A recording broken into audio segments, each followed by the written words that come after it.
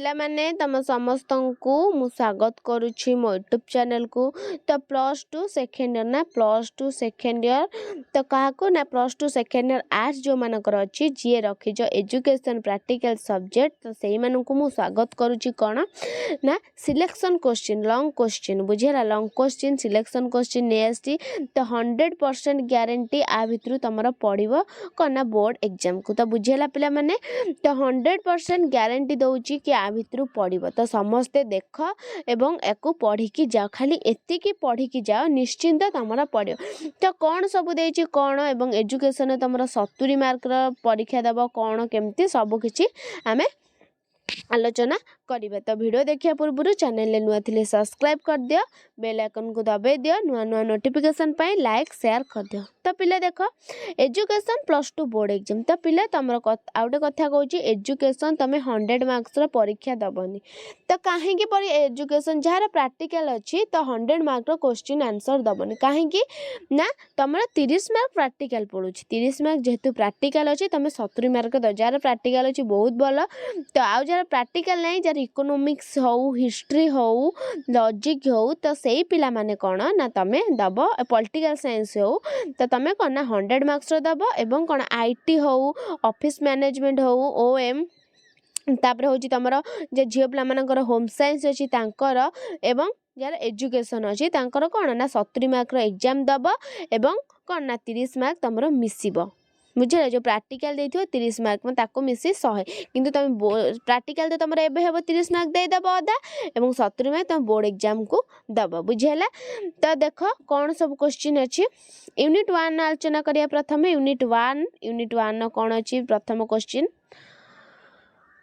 ମୌଳିକ ଶିକ୍ଷା କ'ଣ ପିଲେ ମୌଳିକ ଶିକ୍ଷା କ'ଣ କ'ଣ ମୌଳିକ ଶିକ୍ଷା ନା ଏହାର ମୁଖ୍ୟ ବୈଶିଷ୍ଟ୍ୟ ଗୁଡ଼ିକ ବିଷୟରେ ଆଲୋଚନା କର। ମୌଳିକ ଶିକ୍ଷା କ'ଣ ଏହାର ମୁଖ୍ୟ ବୈଶିଷ୍ଟ୍ୟ ଗୁଡ଼ିକ ବିଷୟରେ ଆଲୋଚନା କର। ନେକ୍ସଟ ମହାତ୍ମା ଗାନ୍ଧୀ ପ୍ରଚଳନ କରିଥିବା ମୌଳିକ ଶିକ୍ଷା ନିଜର ଲକ୍ଷ୍ୟ ଓ ପାଠ୍ୟକ୍ରମ ବିଷୟରେ ଆଲୋଚନା କର। କ'ଣ ମହାତ୍ମା ଗାନ୍ଧୀ ପ୍ରଚଳନ କରିଥିବା ମୌଳିକ ଶିକ୍ଷା ନିଜର ଲକ୍ଷ୍ୟ ଓ ପାଠ୍ୟକ୍ରମ ବିଷୟରେ ଆଲୋଚନା କର। ନେକ୍ସଟ ସତ୍ୟବାଦୀ ବନ ବିଦ୍ୟାଳୟର ବୈଶିଷ୍ଟ୍ୟ ଗୁଡ଼ିକ ଆଲୋଚନା କର। ସତ୍ୟବାଦୀ ବନ ବିଦ୍ୟାଳୟର ବୈଶିଷ୍ଟ୍ୟ ଏଇଟା କ'ଣ ଲେଖକ ତ ଆଧିରେ ନାହାନ୍ତି ତ କ'ଣ ଲେଖିବ ନା ପାରା ୱାଇଜ୍ କରି ଲେଖିବ। ଏମିତି ଲେଖିବ 5-6 ଧାଡ଼ି ଗୋଟେ ଲେଖିବ ତାପରେ କିଛି କ'ଣ ସ୍ପେସ୍ ଛାଡ଼ିଦେବ ସ୍ପେସ୍ ଛାଡ଼ିକି କ'ଣ ନା ପୁଣି 5-6 ଧାଡ଼ି ଲେଖିବ ଏବଂ ଲଙ୍ଗ୍ କ୍ୱେଶ୍ଚିନ୍ ଯେହେତୁ ତୁମର ଆସୁଛି ସେ ତ କ'ଣ 7.5 ମାର୍କର ଆସୁଛି ତ ତୁମମାନେ କ'ଣ କରିବ କି ଲଙ୍ଗ୍ କ୍ୱେଶ୍ଚିନ୍ ସବୁବେଳେ ଲେଖିବାକୁ ଚେଷ୍ଟା କରିବ। ଏଜୁକେସନ୍ କଥା କହୁଛି ଏଜୁକେସନ୍ ହେଉ ପଲିଟିକାଲ ସାଇନ୍ସ ହେଉ ହିଷ୍ଟ୍ରି ହେଉ ଇକୋନୋମିକ୍ସ ହେଉ ଯାହା ବି ହେଉ କେବଳ MIL ଓଡ଼ିଆ ଏବଂ ଅପସନାଲ୍ ଓଡ଼ିଆକୁ ଛାଡ଼ି ଆଉ ଯାହାର ଅଛି ଯେଉଁ ସବଜେକ୍ଟ ତ ସେମାନେ ଲେଖିବ କ'ଣ ନା 3 ପେଜ୍ ଲେଖିବ। ବୁଝିଲା ଲଙ୍ଗ୍ କ୍ୱେଶ୍ଚିନ୍ ଚେଷ୍ଟା କରିବ ତୁମର 3 ପେଜ୍ରେ ସାରିବାକୁ ନହେଲେ କ'ଣ ନା 2.5 ପେଜ୍ 2 ପେଜ୍ ଆଉ ଅଧା କରିକି ଶେଷ କରିବାକୁ ଚାହିଁବ। ବୁଝିଲା ପିଲାମାନେ ତ ପାରା ୱାଇଜ୍ କରି ଲେଖିବ ଅକ୍ଷର ସୁନ୍ଦର କରିବ। ବୁଝିହେଲା ତ ଭଲ ମାର୍କ ଆସିବ। ତ ସତ୍ୟବାଦୀ ବନ ବିଦ୍ୟାଳୟର ବୈଶିଷ୍ଟ୍ୟ ଗୁଡ଼ିକ ଆଲୋଚନା କର। ନେକ୍ସଟ କ'ଣ ଦେଲା ନା ଗୋପବନ୍ଧୁଙ୍କର ଶିକ୍ଷା ଦର୍ଶନର ଲକ୍ଷ୍ୟ ଓ ପାଠ୍ୟକ୍ରମ ସମ୍ପର୍କରେ ଆଲୋଚନା କର। ନେକ୍ସଟ ସତ୍ୟବାଦୀ ବନ ବିଦ୍ୟାଳୟର ଅଧପତନର କାରଣ ଗୁଡ଼ିକ ଆଲୋଚନା କର। ସତ୍ୟବାଦୀ ବନ ବିଦ୍ୟାଳୟର ଅଧପତନର କାରଣ ଗୁଡ଼ିକ କ'ଣ ଆଲୋଚନା କର। ଶ୍ରୀ ଅରବିନ୍ଦଙ୍କର ଶିକ୍ଷା ଦର୍ଶନ ବିଷୟରେ ଆଲୋଚନା କର। ନା ଶ୍ରୀ ଅରବିନ୍ଦଙ୍କ ଶିକ୍ଷା ଦର୍ଶନ ବିଷୟରେ ଆଲୋଚନା କର। ନେକ୍ସଟ ଶ୍ରୀ ଅରବିନ୍ଦଙ୍କ ପୂର୍ଣ୍ଣାଙ୍ଗ ଶିକ୍ଷାର ଲକ୍ଷ୍ୟ ପାଠ୍ୟକ୍ରମ ଏବଂ ଶିକ୍ଷାଦାନ ପଦ୍ଧତି ସମ୍ପର୍କରେ ଆଲୋଚନା କର। ରୁଷଙ୍କର ଶିକ୍ଷା ଦର୍ଶନ କ'ଣ ତାଙ୍କ ମତରେ ଶିକ୍ଷାର ଲକ୍ଷ୍ୟ ଓ ବ୍ୟକ୍ତିର ବିକାଶର ବିଭିନ୍ନ ସ୍ତର ଅନୁଧ୍ୟାନ କ'ଣ ଅନୁଯାୟୀ ପାଠ୍ୟକ୍ରମ ବିଷୟରେ ଆଲୋଚନା କର। ନେକ୍ସଟ ରୁଷଙ୍କ ମତରେ ଶିକ୍ଷାଦାନ ପ୍ରଣାଳୀ ଏବଂ ନାରୀ ଶିକ୍ଷା କିପରି ହେବା ଉଚିତ ଆଲୋଚନା କର। ନେକ୍ସଟ ଜନ୍ ଡ୍ୟୁଙ୍କ ମତରେ ଶିକ୍ଷାର ଅର୍ଥ ଏବଂ ଲକ୍ଷ୍ୟ ଗୁଡ଼ିକ ବୁଝାଅ। ନେକ୍ସଟ ଜନ୍ ଡ୍ୟୁଙ୍କ ମତରେ ଶିକ୍ଷାର ସ୍ତର ଓ ବିଭିନ୍ନ ଶିକ୍ଷାଦାନ ପଦ୍ଧତି ବିଷୟରେ ଆଲୋଚନା କର। ତାପରେ ୟୁନିଟ୍ 2 ଯିବା। ତ ଶିକ୍ଷଣ କ'ଣ ଏହାର ବୈଶିଷ୍ଟ୍ୟ ଗୁଡ଼ିକ ଆଲୋଚନା କର। ନେକ୍ସଟ କ'ଣ ଦେଲା ନା ପ୍ରୟୋଗ ପ୍ରମାଦ ତତ୍ତ୍ୱ କ'ଣ କ'ଣ ପ୍ରୟୋଗ ପ୍ରମାଦ ତତ୍ତ୍ୱ କ'ଣ ଏହି ତତ୍ତ୍ୱକୁ ଆଧାର କରି କ'ଣ ନା ଥର୍ନଡାଇଙ୍କର ପ୍ରଦତ୍ତ ବିଭିନ୍ନ ଶିକ୍ଷଣ ନିୟମ ଗୁଡ଼ିକ ବିଷୟରେ ଆଲୋଚନା କର। ନେକ୍ସଟ ପ୍ରଯତ୍ନ ପ୍ରମାଦ ଶିକ୍ଷଣ ତତ୍ତ୍ୱକୁ ପରୀକ୍ଷାମୂଳକ ଭାବେ ବର୍ଣ୍ଣନା କରି ଏହାର ଶିକ୍ଷାଗତ ପ୍ରଭାବ ଆଲୋଚନା କର। ନେକ୍ସଟ ଅନୁବନ୍ଧିତ ଅନୁକ୍ରିୟା ତତ୍ତ୍ୱ କ'ଣ ଶିକ୍ଷା କ୍ଷେତ୍ରରେ ଏହାର ଉପଯୋଗିତା ବିଷୟରେ ଆଲୋଚନା କର। ଅନ୍ତର୍ଦୃଷ୍ଟି ଶିକ୍ଷଣ କ'ଣ ଏହାର ଶିକ୍ଷାଗତ ସୂଚନା ବିଷୟରେ ଆଲୋଚନା କର। ନେକ୍ସଟ ପର୍ଯ୍ୟବେକ୍ଷଣାତ୍ମକ ଶିକ୍ଷଣ କ'ଣ ଏହି ଶିକ୍ଷଣର ବିଭିନ୍ନ ନିୟମ ଗୁଡ଼ିକ ବିଷୟରେ ଆଲୋଚନା କର। ନେକ୍ସଟ ଅଭିପ୍ରେରଣା କହିଲେ କ'ଣ ବୁଝ ଏହାର ବିଭିନ୍ନ କୌଶଳ ବିଷୟରେ ଆଲୋକପାତ କର।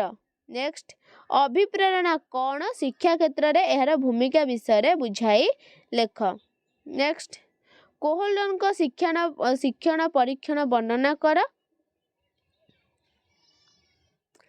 ନେକ୍ସଟ ୟୁନିଟ୍ 3 ର କ'ଣ ପ୍ରାଥମିକ ଶିକ୍ଷାକୁ ସାର୍ବଜନୀକରଣ କରିବା ପାଇଁ କି ପଦକ୍ଷେପ ଗ୍ରହଣ କରାଗଲା ଶିକ୍ଷାର ଲକ୍ଷ୍ୟ ସଫଳ ହୋଇପାରିବ।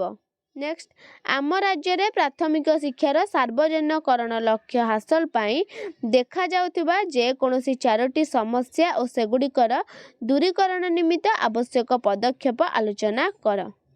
ନେକ୍ସଟ ଆମ ରାଜ୍ୟରେ ପ୍ରାଥମିକ ଶିକ୍ଷାର ଗୁଣାତ୍ମକ ବିକାଶ ପାଇଁ ନିଆଯାଉଥିବା ଯେକୌଣସି 5ଟି ପଦକ୍ଷେପ ଆଲୋଚନା କର।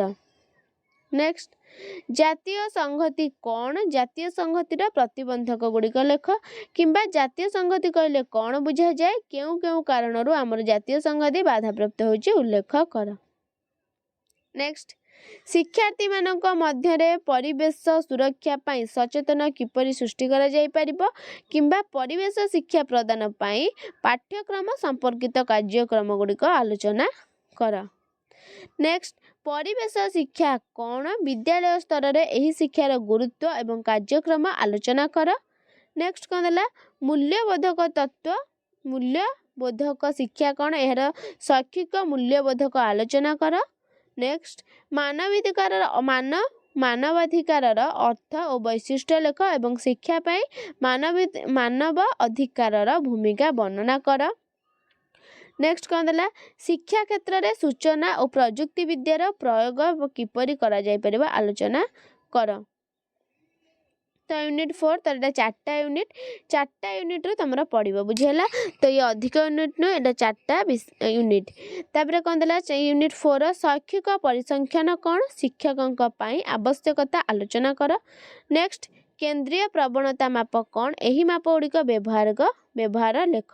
ତାପରେ ନେକ୍ସଟ ମଧ୍ୟମା ମାଧ୍ୟମିକ ଗରିଷ୍ଠକ ତାକୁ ତୁମେ ଯେଉଁ ପଢ଼ିଥିବ ମ୍ୟାଥ୍ ତାକୁ ତୁମେ ନିର୍ଣ୍ଣୟ କରି ତ ବୁଝିହେଲା ପିଲାମାନେ ତୁମର ଏତିକି ଥିଲା କ'ଣ ନା ଏଜୁକେସନ୍ର ସିଲେକ୍ସନ୍ କୋଶ୍ଚିନ୍ ପିଲାମାନେ ତୁମେ ପଢ଼ିବ ଆକୁ ତ ନିଶ୍ଚିନ୍ତ ଆ ଭିତରୁ 100% ତୁମର ଆସିବ ବୁଝିହେଲା। ଭିଡ଼ିଓଟି ଭଲ ଲାଗିଥିଲେ ଲାଇକ୍ ସେୟାର ସବସ୍କ୍ରାଇବ୍ କରିଦିଅ ପିଲାମାନେ ରହୁଛି ଧନ୍ୟବାଦ।